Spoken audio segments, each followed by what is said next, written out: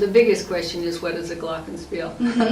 And that question was asked. Lots of times. We could have paid for it if I would have got a nickel for every time somebody said, what's a glockenspiel? You want what? The first budget meeting that Toad was in as a new city councilwoman, and we had just got the streetscape finished, and we were just talking about and doing the design for this building, for town hall, and she kept bringing up this Glocken thing. So we left space for it in the building. The tower, wanted the clock tower, we wanted something to have some historical significance, and so we left space for this Glocken thing. And she's persistent. One thing about it, I've managed to keep her on city council as long as I have, because of that. She wanted that. She wanted it bad, and she wasn't going to quit until that happened, and it's happened. I think the glockenspiel really, to me, it only fits in Santa Clara. Really, I think Santa Clara is the most amazing community in the county, in the state actually, and there's something unique about it. I mean, what could set us apart? And with the Swiss or the European heritage, to me it just fits. And I think there's a lot of people that were behind it with the idea, but how do you really make it a reality? So when the building started, I said, let's put one up there. And of course the budgets, they never include glockenspiels. That would be hard to justify the money for a glockenspiel with so many other, things on our budgets and really necessary things for the community. So anyway. And she talked us into going to Midway. We were up there for some power business, and she called the mayor of Midway, and she arranged for a tour of, I guess you can call it a glockenspiel. Yeah, they kind of have one there. They're the same heritage, yeah. And we went up in the top of the old city building, and it runs on a garage door opener, and looks like you put it together using your kid's erector set. And I remember Brad, Toad's husband Brad, saying that he could build one of these when we got home. At that point in time it became real, and then it was almost like the momentum just took off. And I was encouraged because when Brad said he and Nick Fry are pretty good friends, and they build a lot of grad nights, and I'm thinking, okay, we can do this. We've seen some fabulous things up there, and we know that the community is full of really talented, giving with their time people. So I thought, all right, this is it. We're gonna build it ourselves. And so I came home actually right from that trip, and I talked to Esther West, and I said, Esther, this is what we're gonna do. And she said, what? She at least knew what one was. But I says, what I need you to do is draw the characters. That's where we need to start. And she says, oh, okay. And then Sherry Anderson, who is a historian here in town, was really helpful in the costuming, because they're really authentic. Apparently the settlers come from 4 different cantons, if I'm right.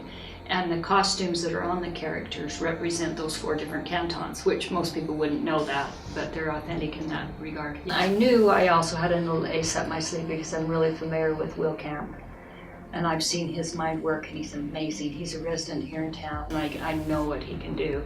So I talked to him, and I said, well, here's what we're going to do. And he says, a what?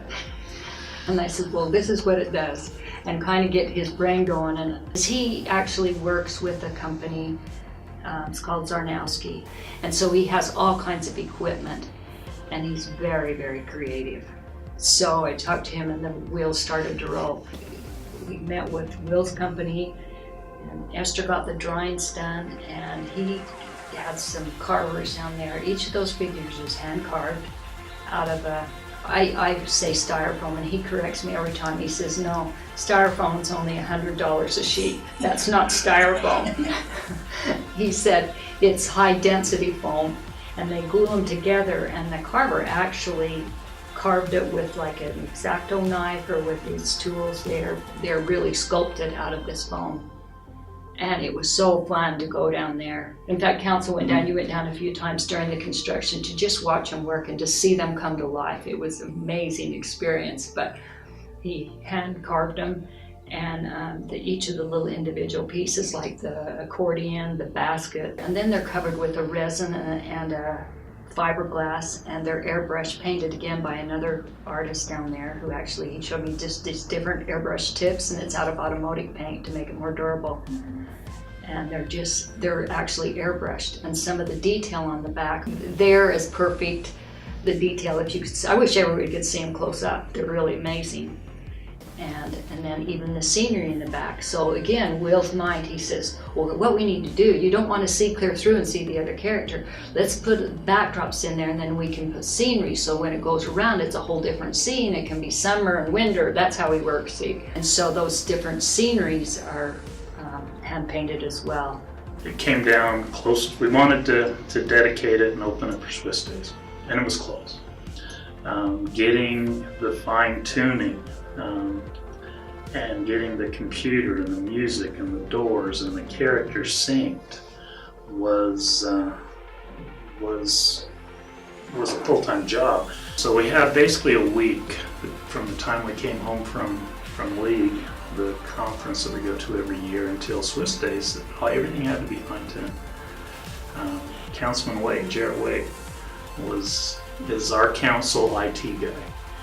And if anything comes up in council meeting that is anything digitally, Jared's on it. So he's kind of assumed the role of coordinating the music and making the computer talk to everything up there. What happened is, we knew that we wanted it to coordinate with Swiss Days, but it wasn't done yet, and you're relying on volunteer help, and what they need to know months in advance. The planning on Swiss Days goes way in advance. I did not dare commit that this would be done, because you're talking volunteer labor, anything can go wrong, and so it came closer and closer, and then we realized that, you know what, he told me he'd have it done. Anyhow, it was going to be done, and I thought, well, I don't want to wait a year. And yet you want the unveiling to be a big deal. Don't just, oh yeah, that's old hat. So we picked a day prior to Swiss Days, not to interfere with the Swiss Days program that was already on, but we picked a day prior to that, but coincided with that. And so we'd committed at this point and sent out the stuff in the newsletter. This is going on. I'm Mayor Rick Rosenberg. We'd like to welcome you to the unveiling of the new Santa Clara Glockenspiel. Give it a hand. When you get on City Council, you get to make a wish list. And you can go to that budget meeting in the spring, in the fall, or in the winter, and you present your wish list. And 99% of that stuff is just that. That's a wish list. You spend the first half of the meeting talking about what you'd like to see. You spend the second half of the meeting talking about why you can't afford to do anything. When it came around to Toad, she was a newly elected councilwoman. We didn't have this building then. We were in the process of starting the design. And she said her wish list included a Glockenspiel. Thankfully for her, the idea didn't die. And thanks to some very generous contributions and some citizens that we're extremely proud of that wouldn't say no, that idea never died. And thanks to her, stand up, Toad. Go on.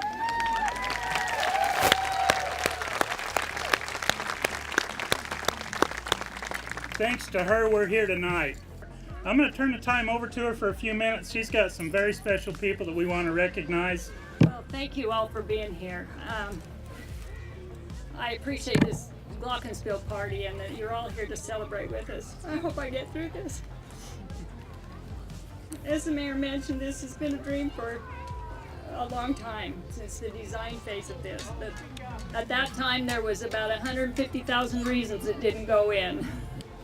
At Swiss Days last year, I cornered Will Camp and pitched the idea to him. He said, "A what? What's that?" But I could soon see his creative mind start to crank up, and I knew this might actually work. One day I stopped by the Mirror Garage Door Company, and Bob himself was sitting there. And I got a, "You want a what? What's that?" And 10 minutes later, he put a closed for lunch sign on his door, and he followed me over and crawled up through the insulation in the attic, and I showed him what we wanted. Not long after, I knew Bob was in. and he and his guys installed the doors that protect the glockenspiel when it's not performing. After another what and what's that, Tracy and Troy Ince with Ince Homes consented to help in making the needed adjustments to the tower. They recruited Marion Barlow with Valley West Builders to help with the framing, as well as Joe Langford with Langford Roofing to make the space weatherproof. Dan Derrick and his crew at Southland Electric have spent many hours in the attic space, getting the lights ready and the power where it needs to be. It was really fun to feel his enthusiasm about the opportunity to honor his Swiss roots.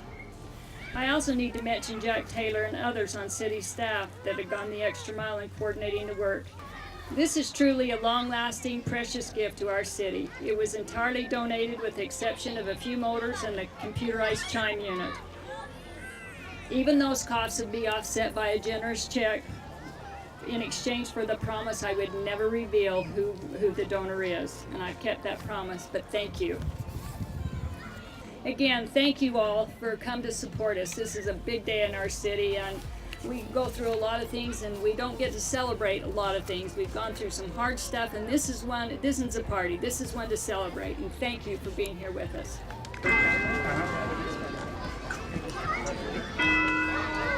10, 9, 8, 7, 6, 5, 4, 3,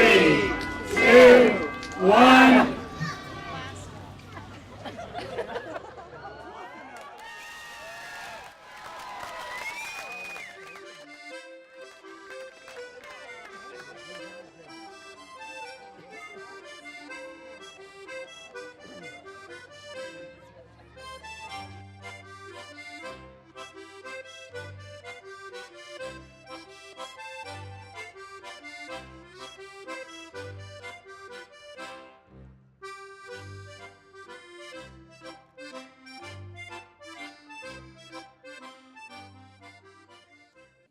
And so when we did have the grand opening, which was a great event, I must say, we were joking about we didn't know if it'd work. It felt like Chevy Chase and Christmas Vacation. Oh my gosh, it was amazing. Not get emotional about it. It was a big deal. It was a personal victory, but it's something our town deserves. And it's been so fun after the fact to see the people enjoy it. So after, of course, this was the end of September, so then I got to thinking, you know what? Let's dress those kids up for Christmas. So again, I got some stares, as you recall. But anyhow, so I got Lisa Fry to help me. She's great at designing stuff, and we ended up dressing them up in Christmas clothes, and it played Christmas music the entire month of December, and it's awesome. So even as we speak, my mind's starting to turn, because I think we can make some mummies, and Halloween's right around the corner. I think Halloween could be a lot of fun. But it's fun because there's so much potential. It's ours. We don't need to answer to anybody over this. We can do what we want with it, and it's really been a fun kind of party for the community, and hopefully something to celebrate. Hopefully people enjoy it for years to come, and especially the little kids. Don't you think? Yeah, you can come over here during the summertime, almost every hour. Somebody's out there, and they're waiting, and you can tell that it's a few minutes before, because they're sitting there, and they've got the grandkids, or they've got their kid. My favorite experience after was just coming up, was checking the lighting on another thing, and so I was waiting for it, and so a little family was parked over here, and this little kid gets out, and he's standing on the tree form thing, or that little teeny wall, and he's standing up there, and when it starts to go, he starts to twirl around. It was the best, and I thought, you know what? That's why we did it. You know, at the end of the day, we build it for very little, and to see the community come together, it was cool.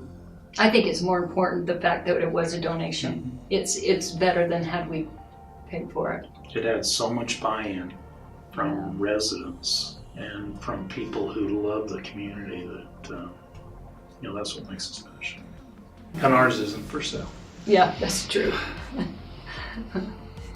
The glockenspiel was a labor of love by the community, but it was really a gift to not just the community, but to everybody. Part of the fun is coming to Santa Clara. If you haven't had a chance to ever live here or to spend any time here, it's an invitation to come.